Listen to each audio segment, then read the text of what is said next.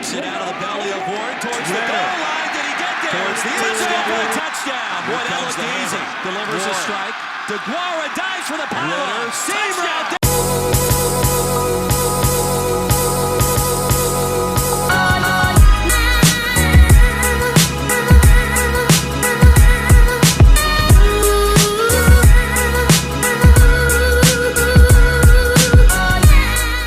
Welcome back, college football fans. We are here with another clip, another video of the breakdown. Yeah, number 24 is Cincinnati. Yeah, Cincinnati. We are back with Cincinnati. Cincinnati was pretty good last year. Again, surprisingly good, actually. This is AP poll, last AP poll that we got. Yeah, so Cincinnati was 24. Just to remind everybody. And last year they went 11-2, Christian. So 11-2. Good. That was pretty surprising. Solid team. Yeah. Young team that was pretty good. Last year. Honestly, kind of fun to watch. Yeah, they were pretty. They were okay. They were really young, obviously, at the quarterback position, running back, and that's mainly just about it, which is basically like the two biggest positions like on a football team that get most of your production like within like just like the two tackles. Yep. But obviously, so last year, they went 11-2. They had really good wins against I would say a good UCLA team, or like not a very good UCLA team, a very bad UCLA team, but a very high prestigious program. And then they had a good win against Virginia Tech to end the season. Yep. Although they did go 0-2 against their biggest games. Yeah. So played well for one quarter against UCF. Yeah. And then UCF just took off on them. Yeah. It was. We rewatched like some of the highlights on that, and it wasn't even close. Like I think that's what separates that like UCF from like the rest of that conference is just. Then again, it could be because they were at UCF. Maybe the environment and stuff. They did put UCF in like one of the most hostile environments. I mean that could do something to it, but I also think that. Who did they play? They played, they played Temple, I guess. It was at Temple. Yeah, so I guess they're probably just bad on the road, or... Yeah, I mean, again, like we said already, they're young, inexperienced, but on the road is not their best suit, especially because they lost to Temple only in overtime, 24-17. Yeah. So that's one of the games that, like, you got to get those. You got to get those. I do think that they got really lucky, especially with, like, the inexperience at quarterback, and obviously they lost the running back, which was Jared Dokes. He was a junior last year. He's a senior this year. So they had a sophomore running back, which was Michael Warren. Michael Warren came in, and he did really well. So obviously really well. And then they had a really good offensive line, so obviously that helped a lot. Defense was really good too. Probably their most experienced part of their team was that offensive line. Yeah. Obviously, I would agree with that too. Yep. And then obviously their defense was very aggressive and on all downs, so they did a really good job. So obviously, concerns for the 2019 season, I think that one of the main things is obviously offensive line. Yeah, they lost them. They lost 4 of the 5. So yeah, so they lost obviously 4 of the 5. So that's 4 spots that you have to really fill, and they were gonna use a tackle. I think it was the transfer from Michigan that was going to go to Cincinnati. Yeah, and got denied. He got denied eligibility, so he won't get to play immediately. So yes, 4 spots are still remaining. Obviously, that's going to be a little harder to fill just because that offensive line has to be working as a unit, and it could cause problems if nobody's on the same page. Right, but I did read an article about just after the entire spring season, those spring practices and all that stuff, head coach made some remarks on the offensive line. He's saying that he really liked how physical they were out there. Yeah. And he's saying that they're getting on that page. I don't think they're there yet. Of course not. We're only in the spring, but they're getting there, and that's looking promising for the program. Yeah, I would agree with that. I think that in the spring you get to try some things and put different people in different positions to see how good they could do. So that makes sense. But I don't know. I still think that that's one of the biggest issues. I don't know. I think how well they do is really depends how well the season goes and how well plays go, especially when they go up against UCF, Ohio State, UCLA. Right. That'll all be depending on how well they play. But I also think that obviously they lost a leading receiver, Kahil Lewis, which is obviously a pretty big production obviously a receiver. That's true. So that's gonna be a little hard to work around, but I don't think it's that big of a deal just because of the fact that they bring back every receiver, every running back. I think just about every tight end. So I think they bring back a lot of bodies. Talent is what they got, the production value. Yeah, they get it all back, and they get to, I guess, allow kids to just kind of have fun. I want to say it's more like that. they get him out there, so they're gonna get their experience, or they already had their experience from last year. They're gonna be more veterans this year. So I think another one is like D-line. I think they lose a little bit of depth on D-line. I don't think. I think they lost 3 or 2 of the 3. I can't remember how many D-linemen they lost, but I do know that they're getting back. What's his name? Kevin Mahoon. He was a DN. I think he got injured last season, right before the season started. But he'll be back for this year, so that's really good for Cincinnati football. So I think obviously the returning starters we have obviously mentioned Kevin Mahoon. So, but obviously we also have. Desmond Ridder, the quarterback. Yeah, the quarterback's going to be really young guy. Yeah, he's going to be going into his sophomore year, redshirt sophomore year. Yeah, some are saying that he might be one of the best quarterbacks right now in the American Conference. That's up to debate. There's De'Aaron King in there from Houston, who's also a phenomenal player. Yeah. But this guy, Desmond Ridder, is definitely a guy to watch this coming season. I agree with that, and also I think so. Then obviously another returning starter is Michael Warren, the second. Running back position, and then we have obviously Jared Dokes, another running back, Tavion Thomas, another running back, Charles McClelland, another running back, and then Perry Young, linebacker. I think that's Perry Young. Yeah. Okay, I didn't see anything about him on any article or anything about. Yeah, he'll do pretty well. He was one of the guys that really stood out last year, and he did really well inside the box. So it's safe to say that they have young guys in most positions, and they have depth. They have depth at running back. Yeah, so a lot of depth at running back. They got guys just to feed them. These guys keep feeding them. And I think that's going to keep them in games. So who do you think your key players are for next year? Desmond Ridder, 100%, and then also Michael Warren. Those two, I think that duo is just going to be it's not going to be two. I mean, they're going to be breakout players. I think they're going to really. They were breakout players last year, though.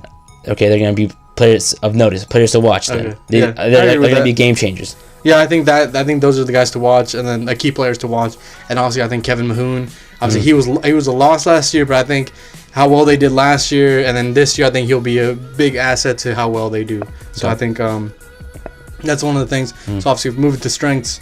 One thing that I noticed is obviously the running back depth. Obviously, they have a ton of running backs coming back, especially the addition of Jared Dokes. He was the starter before Michael Warren, so he's going to do well. And then we have... I probably want to say the secondary is probably what is going to help him out here. Yeah, so basically, they bring back all their secondary and their linebackers. So they basically bring back everybody on defense. Aside from the D-line. Some D-linemen are coming back, but obviously the secondary is going to be what's going to hold down a lot of what the defense does, and it's just returning that production. It's just that's the strength, the biggest strength. I think it's that, and also the chemistry back. And then obviously how well they did last year. I think that goes into effect in how well they do this coming year. Yeah, they're gonna come hungry. Yeah, one thing I will notice is so when we move to the weaknesses here in a second, but I'll speak more on that. Obviously, quarterback play is another strength. Obviously, they did go with a young quarterback this year because their quarterback before I think got injured or something. I can't remember, but so obviously they threw in what was his name? Desmond Ridder. They threw in Desmond Ridder as a redshirt freshman. So basically his first year of getting actual experience. So it was pretty good for him. He did well. He didn't do too bad. So that's obviously going to work for them. And then obviously bring back all the receivers are returning. So yeah, it's just a solid team overall. To be honest. Yeah, they're not too bad. It's not a bad team. Yeah, I will agree with you on that. They are going to be pretty good in the American. Yeah, and I think we always skip over this. I think the coaching is also a strength that they have. Yeah, I think Luke Fickell. I think he was a assistant or something at Ohio State before or something. Or I can't recall. I can't remember. Okay. I'm sorry. I can't help you on that one. But yeah, I think his coaching line is pretty good. I think that I'm pretty sure he either played at Ohio State. Yeah, I'm pretty sure he played at Ohio State when Jim Tressel was there. I'm not going to be able to I'm almost certain, but anyways. To vouch for you for that. Let's move on to the weaknesses real quick. What do you think one of the weaknesses? That O-line, man. It's because they're losing 4 of the 5. But I feel reassured, I guess, after reading the article that they're gonna have that. They've already had that kind of. They've started meshing together and getting used to one another, and they're starting to get on the same page.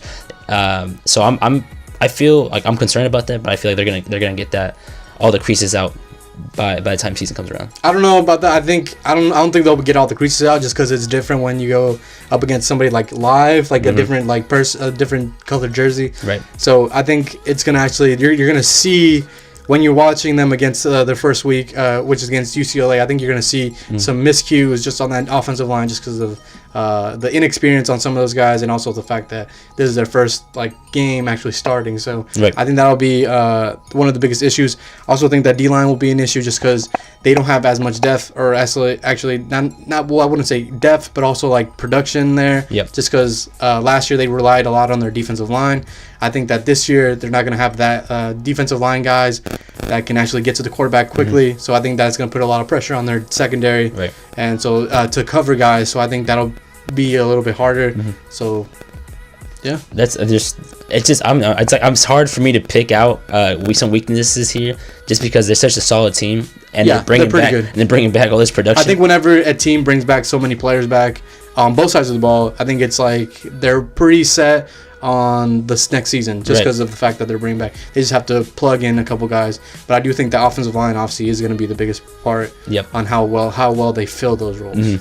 And also the fact that they have to run the ball with all those running backs. Obviously, I think running game is going to be a big part of Cincinnati football, just has to be because of all the running backs that they have. With that depth, you gotta be like a running team mindset. You have to feed these Yeah, I beasts think back there. what was it? Desmond Ritter, he had a couple runs too, so they do a lot of some of the options. So he's too. mobile. All right. Yeah, Nice. yeah. So I think he did some of the option runs too. Okay. But now let's look at their schedule for next year. 19. All right, so we started off first 3 games before their first bye week. Home to UCLA, at Ohio State, and home to Miami of Ohio. Yeah, I think I think UCLA is going to be a little tougher than people think. I think it's going to be a little closer than people think, Right. just because the fact last year was close. Also, the fact that UCLA did bring back some good, speedsters. Dorian Thompson-Robinson, their quarterback for last year. Yeah, he's coming back. So obviously, that game's going to be a little closer than people think. But I do think that Cincinnati would be able to win that, especially at home. Yep. And then next week going to Ohio State. Yeah. Let's hear you. Yo, go ahead, finish it out, Doug. Go ahead, finish it. I don't think I think Ohio State, their level of talent is way too high for Cincinnati. And I do agree. think Cincinnati will keep it close in the first 2 minutes. After that, Ohio State is going to blow them out. I'm telling you. First 2 minute closeness. Yeah. That's it. Just first 2 minutes. That's all you're gonna give this team. Yes, I am going to give this Man. team. Cincinnati, I mean, they're a good team. I just think that talent level is way too high, and I think that offensive line is going to struggle against a very good pass rushing. And I agree with the talent. There's a definite talent gap, 100%. I agree with that 100%. But this team, it seems solid. This team's coming off an 11-2 season. They bring back. It's pretty much the same team. Yes. Okay. Okay. Pretty much the same team. I'm thinking they stick it close for one full half, the first half with Ohio State, and then second half coming around, Ohio State's gonna get on their high horse and they're gonna just blow this team. I could see that happening just because of the fact that they have a young quarterback coming. What was his name? The transfer from Georgia. Justin Fields. Sorry. Yeah, there you go. Justin Fields, and also Ryan Day's second game in the season. So it'll be interesting to see that how that works out. You have to take into account that Justin Fields never started. He never started at Georgia. But he did get some playing time. But I also think that a lot of people can say that it's garbage time. It was trash time. Yeah. But I will agree with that. But I mean, yeah. I guess we'll see how that goes. But I also think that talent level. I think offensive, Ohio State and Cincinnati. I understand that. I get that. I'm saying Cincinnati sticks it close first half, and then we're all gonna be surprised. Whoa, the score is 21-21 or 24-21 at half, and then Ohio State, throttles them in the second half. I guess we will see. But I also think so. Then they host Miami, Ohio, which will be probably a blowout. Or not a blowout, but it'll be a close game, I think. But I think Cincinnati will win. I'm thinking easy dub.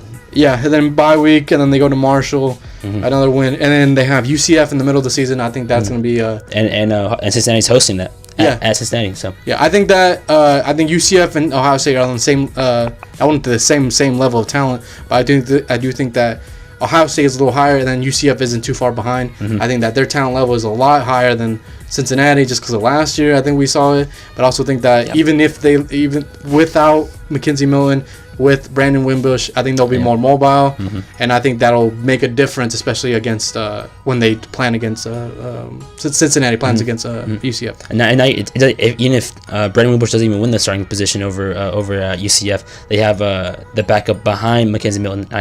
I'm spacing on his name now, but he did it. We'll get to him. I think it's Daryl Mack. I'm pretty certain about that.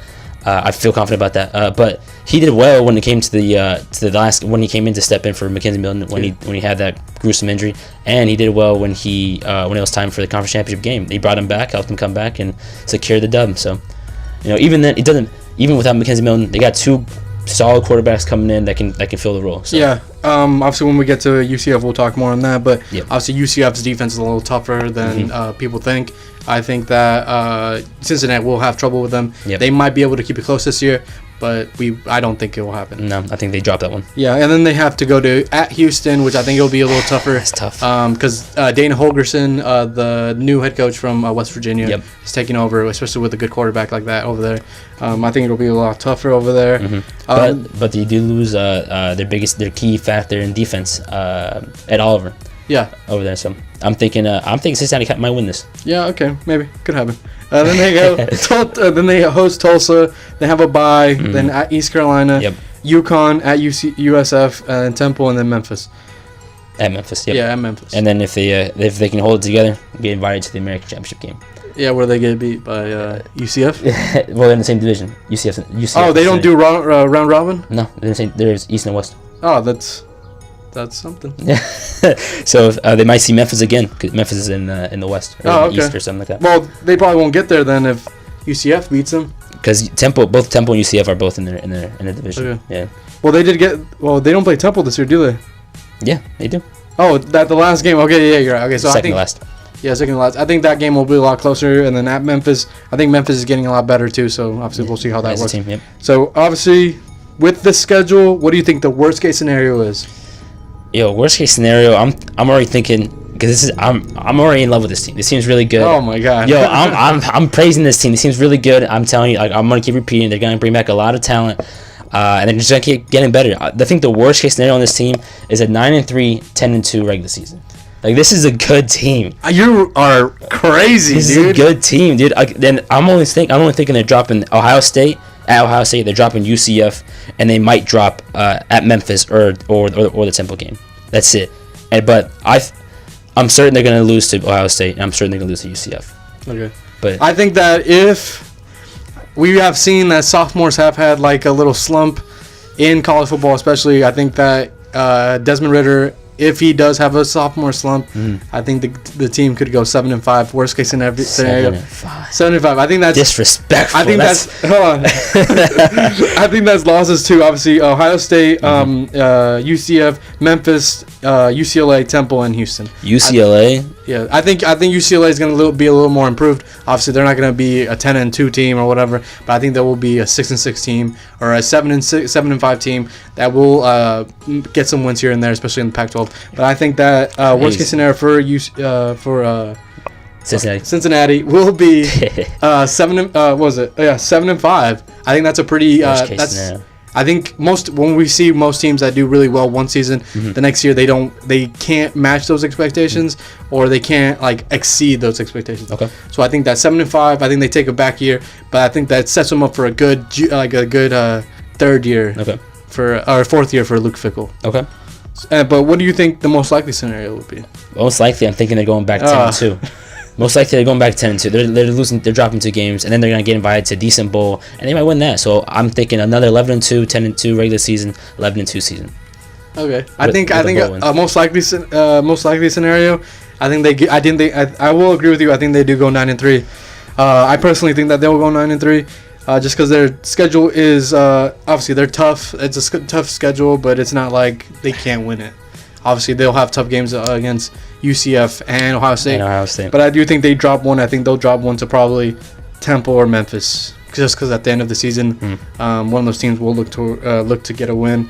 I do think that obviously when we look at the best case scenario, and also when we look at the worst case, most likely, and then the best case, we also have to account that offensive line is a big issue. So we'll see how well they play. That's the thing that's the biggest issue. So what do you think the best case scenario is for 11-1 regular season, and then their only loss coming to Ohio State. Upsetting UCF. Upsetting UCF. Oh, okay. So that's their best case scenario. 11-1, they upset UCF.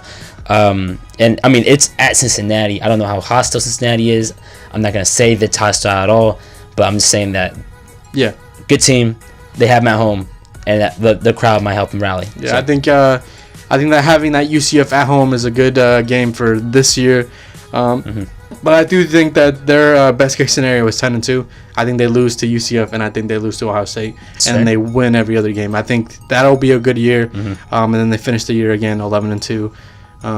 So yeah, I think that'll be I think that'll be a good Cincy team again. I think matching those expectations from last year, obviously is beneficial, and it'll like help with recruiting and establishing a kind of like a winning tradition or winning expectation every year. So, but that being said, if we're I'm thinking they're gonna win double digits. They're gonna get back to double digits. I'm assuming they're gonna they might lose their starting. They might lose Luke Fickell. It might not. He might get leashed from a further to a bigger program, but we'll just have to wait and see. Yeah, I guess it really depends on how well he does this year, really. Yeah.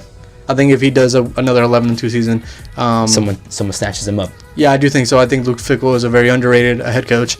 I think what he's done there is very great. I think the way he coaches is really good. His line of what he's been at is really good. Obviously, he looked that up. Mm-hmm. He's a good coach, obviously. So we'll just have to wait and see, man. Yeah, I think that they'll be a fun team to watch, especially in the American.